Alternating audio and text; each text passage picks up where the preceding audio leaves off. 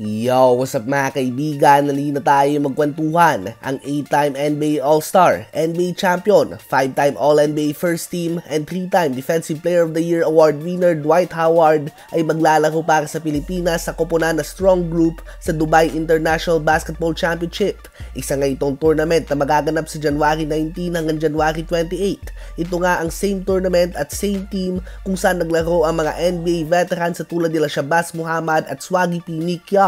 Sa tournament na ito ay mabibigyan ng pagkakataon si Dwight Howard na ipakita ang kanyang skill set at umaasa nga siya na mapansin at mabigyan pa ng isang pagkakataon ng mga NBA scouts na makabalik sa NBA. Huling beses na nasa NBA siya ay naglaro siya para sa koponan ng Los Angeles Lakers kung saan disente naman ang pinakita niya. Nagtala pa rin nga siya ng 6 points and 6 rebounds per game sa loob ng very limited playing time. Last year nga ng unang beses na mawalan ng team si Dwight Howard sa NBA, kaya naman naglaro muna siya sa Taiwan kung saan nagmukha siyang Will Chamberlain dito. Nag-average nga siya dito ng 30.5 points, 17 rebounds, and 9.5 assists per game on more than 50% shooting sa field. Ngunit umalis din dito si Dwight Howard dahil sa gusto ng team na ikat ang kanyang sahod.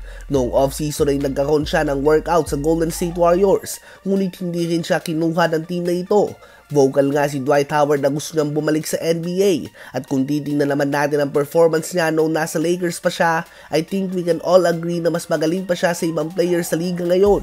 Madaming team nga nangangailangan ng center tulad na lamang ng Phoenix Suns, Golden State Warriors, Detroit Pistons at iba pa. Ang paglalaro niya nga para sa Pilipinas ay tiyak na gagawin ng stepping stone pabalik sa NBA. So malabo sa ngayon na makita natin siya na maglaro para sa Philippine Basketball Association o PBA. Ano ba masasabi nyo tungkol dito?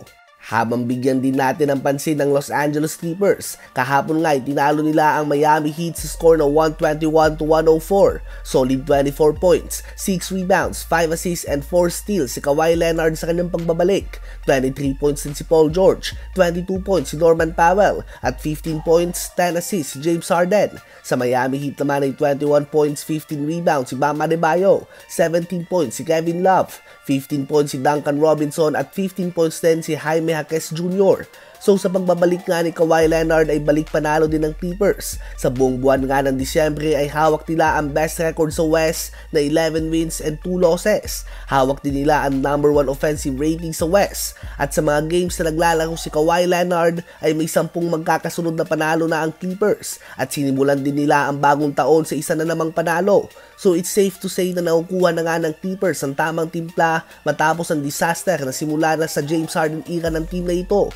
Sa ngayon ay may record sila na 20 wins and 12 losses at yan ay pang-apat sa buong Western Conference. Sa palagay nyo ba ay legit championship contender na ang Los Angeles Clippers ngayong season?